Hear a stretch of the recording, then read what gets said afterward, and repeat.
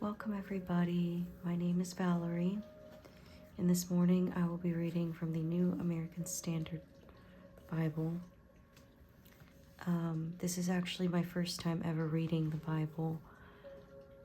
I was raised Catholic, but through some negative church experiences, I pushed God away, and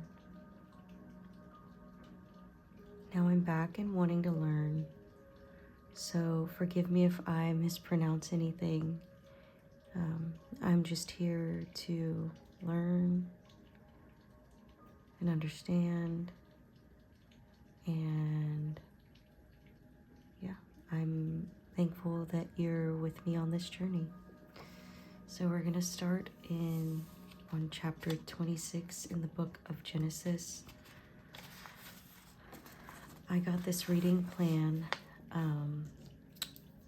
I'm not a fast reader by any means, but I wanted a guide that I could follow. I know this says 90 days, but I'm probably not going to read it in 90 days. We'll see.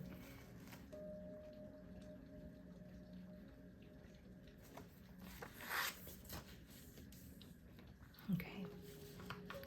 All right. So, chapter 26. Now there was a famine in the land, besides the previous famine that had occurred in the days of Abraham. So Isaac went to Gerar, to Abimelech, king of the Philistines. The Lord appeared to him and said, "Do not go down to Egypt. Stay in the land of which I shall tell you.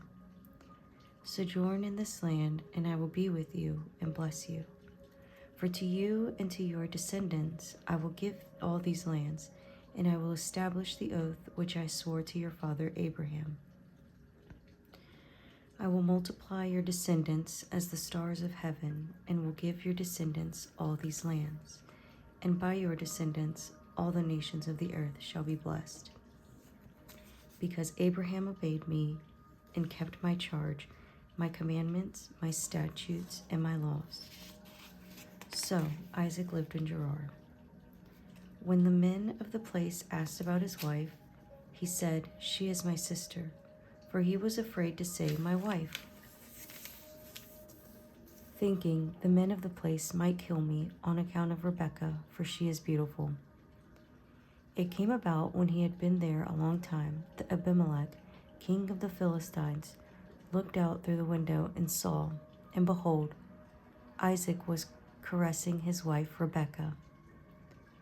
Then Abimelech called Isaac and said, "Behold, certainly she is your wife. How then did you say, 'She is my sister'?" And Isaac said to him, "Because I might die on account of her." Abimelech said, "What is this you have done to us? One of the people might easily have lain with your wife, and you would have brought guilt upon us." So Abimelech charged all the people, saying, "He who touches this man or his wife shall surely be put to death." Now Isaac sowed in that land and reaped in the same year 100-fold, and the Lord blessed him, and the man became rich and continued to grow richer until he became very wealthy. For he had possessions of flocks and herds and a great household, so that the Philistines envied him. Now all the wells which his father's servants had dug in the days of Abraham his father, the Philistines stopped up by filling them with earth. Then Abimelech said to Isaac, "Go away from us, for you are too powerful for us." And Isaac departed from there, and camped in the valley of Gerar, and settled there.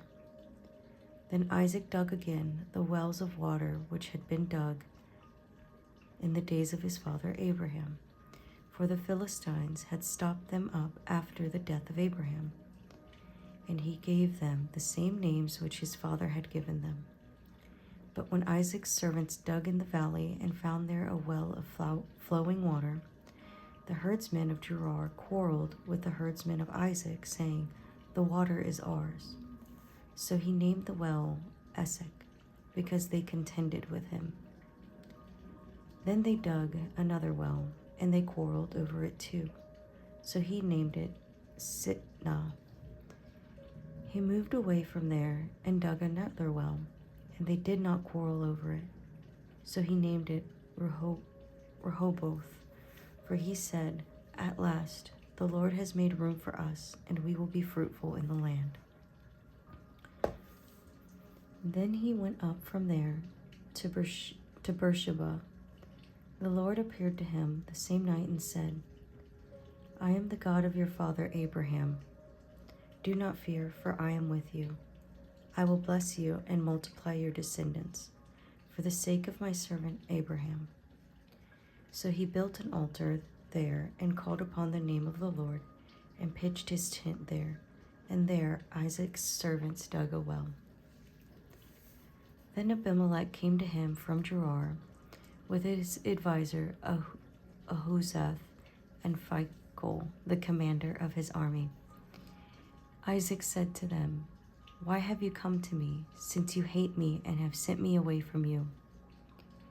They said, "We plainly see that the Lord has been with you." So he said, "Let there now be an oath between us, even between you and us, and let us make a covenant with you, that you will do us no harm, just as we have not touched you, and have done to you nothing but good, and have sent you away in peace. You are now the blessed of the Lord." Then he made them a feast, and they ate and drank.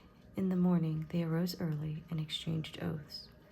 Then Isaac sent them away, and they departed from him in peace. Now it came about on the same day that Isaac's servants came in and told him about the well which they had dug, and said to him, "We have found water." So he called it Sheba. Therefore the name of the city is Beersheba to this day. When Esau was 40 years old, he married Judith, the daughter of Beeri the Hittite, and Basemath, the daughter of Elon the Hittite. And they brought grief to Isaac and Rebekah. Chapter 27. Now it came about when Isaac was old and his eyes were too dim to see, that he called his older son Esau and said to him, "My son." And he said to him, "Here I am." Isaac said, "Behold now, I am old, and I do not know the day of my death. Now then, please take your gear, your quiver, and your bow, and go out to the field and hunt game for me, and prepare a savory dish for me, such as I love, and bring it to me that I may eat, so that my soul may bless you before I die." Rebekah was listening while Isaac spoke to his son Esau. So when Esau went to the field to hunt for game to bring home, Rebekah said to her son Jacob, "Behold, I heard your father speak to your brother Esau, saying, 'Bring me some game and prepare a savory dish for me, that I may eat, and bless you in the presence of the Lord before my death.' Now therefore, my son, listen to me as I command you. Go now to the flock and bring me 2 choice young goats from there, that I may prepare them as a savory dish for your father, such as he loves. Then you shall bring it to your father, that he may eat, so that he may bless you before his death." Jacob answered his mother Rebekah, "Behold, Esau my brother is a hairy man, and I am a smooth man. Perhaps my father will feel me, then I will be as a deceiver in his sight, and I will bring upon myself a curse and not a blessing." But his mother said to him, "Your curse be on me, my son. Only obey my voice and go get them for me." So he went and got them and brought them to his mother. And his mother made savory food, such as his father loved. Then Rebekah took the best garments of Esau, her elder son, which were with her in the house, and put them on Jacob, her younger son. And she put the skins of the young goats on his hands, and on the smooth part of his neck. She also gave the savory food and the bread which she had made to her son Jacob. Then he came to his father and said, "My father." And he said, "Here I am. Who are you, my son?" Jacob said to his father, "I am Esau, your firstborn. I have done as you told me. Get up, please, sit and eat of my game, that you may bless me." Isaac said to his son, "How is it that you have it so quickly, my son?" And he said, "Because the Lord your God caused it to happen to me." Then Isaac said to Jacob, "Please come close, that I may feel you, my son, whether you are really my son Esau or not." So Jacob came close to Isaac his father, and he felt him and said, "The voice is the voice of Jacob, but the hands are the hands of Esau." He did not recognize him because his hands were hairy like his brother Esau's hands, so he blessed him. And he said, "Are you really my son Esau?" And I said, "I am." And he said, "I am." So he said, "Bring it to me, and I will eat of my son's game, that I may bless you." And he brought it to him, and he ate. He also brought him wine, and he drank. Then his father Isaac said to him, "Please come close and kiss me, my son." So he came close and kissed him, and when he smelled the smell of his garments, he blessed him and said, "See, the smell of my son is like the smell of a field which the Lord has blessed. Now may God give you the dew of heaven and the fatness of the earth and an abundance of grain and new wine. May peoples serve you and nations bow down to you. Be master of your brothers, and may your mother's sons bow down to you. Cursed be those who curse you, and blessed be those who bless you." Now it came about, as soon as Isaac had finished blessing Jacob, and Jacob had hardly gone out from the presence of Isaac his father, that Esau his brother came in from his hunting. Then he also made savory food and brought it to his father, and he said to his father, "Let my father arise and eat his son's game, that you may bless me." Isaac his father said to him, "Who are you?" And he said, "I am your son, your firstborn, Esau."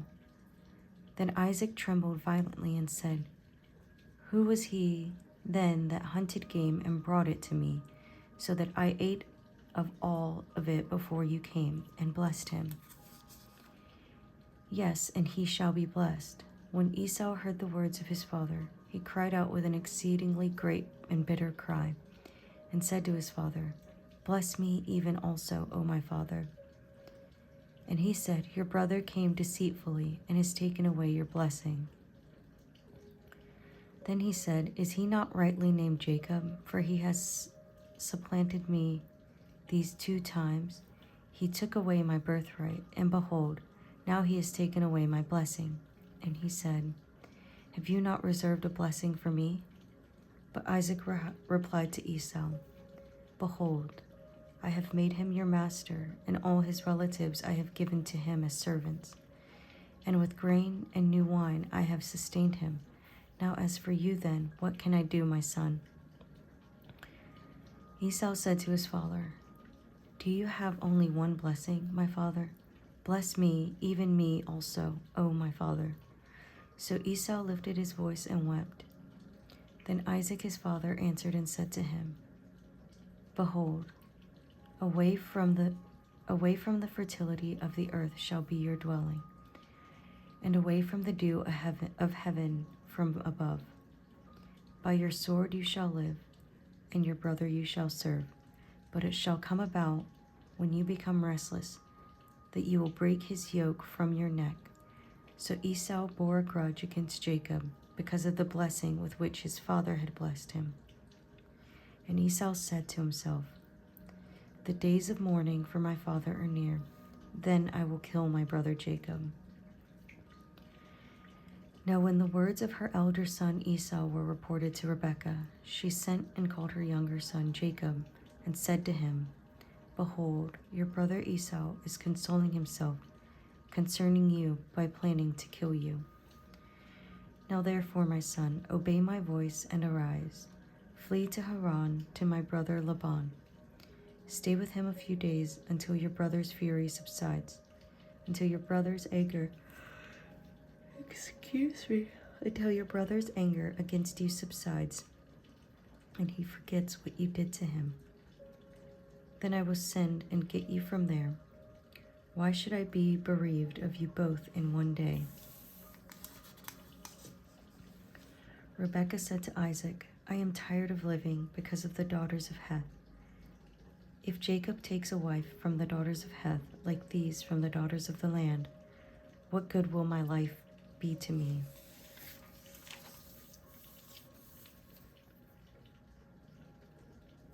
Chapter 28.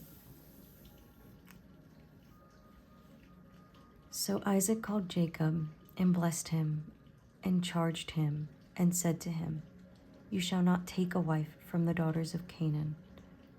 Arise, go to Padan Ram, to the house of Bethuel, your mother's father, and from there take yourself a wife from the daughters of Laban, your mother's brother. May God Almighty bless you and make you fruitful and multiply you, that you may become a company of peoples. May he also give you the blessing of Abraham to you and to your descendants with you, that you may possess the land of your sojournings, which God gave to Abraham. Then Isaac sent Jacob away. Sorry, my cat is laying on my Bible. I know. You gotta get up.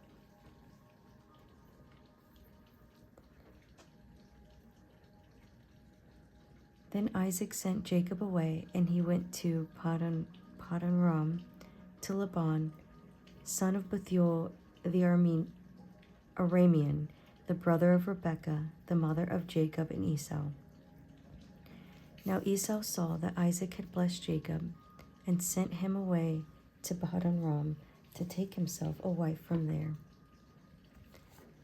And that, when he blessed him, he charged him, saying, You shall not take a wife from the daughters of Canaan. And that Jacob had obeyed his father and his mother, and had gone to Padan Ram. So Esau saw that the daughters of Canaan displeased his father Isaac. And Esau went to Ishmael and married, besides the wives that he had, Mahalath, the daughter of Ishmael, Abraham's son, the sister of Nebaioth. Then Jacob departed from Beersheba and went toward Haran. He came to a certain place and spent the night there, because the sun had set. And he took one of the stones of the place and put it under his head and lay down in that place. He had a dream, and behold, a ladder was set on the earth with its top reaching to heaven, and behold, the angels of God were ascending and descending on it. And behold, the Lord stood above it and said, I am the Lord, the God of your father Abraham, and the God of Isaac. The land on which you lie, I will give it to you and your descendants. Your descendants will also be like the dust of the earth, and you will spread out to the west, and to the east, and to the north, and to the south. And in you and in your descendants shall all be the families of the earth be blessed. Behold, I am with you, and I will keep you wherever you go, and I will bring you back to this land. For I will not leave you until I have done what I have promised you. Then Jacob awoke from his sleep and said, Surely the Lord is in this place, and I did not know it. He was afraid and said, How awesome is this place! This is none other than the house of God, and this is the gate of heaven. So Jacob rose early in the morning, and he took the stone that he had put under his head and set it up as a pillar and poured oil on its top. He called the name of that place Bethel. However, Previously, the name of the city had been Luz. Then Jacob made a vow, saying, "If God will be with me and will keep me on this journey that I take, and will give me the food to eat and the garments to wear, and I return to my father's house in safety,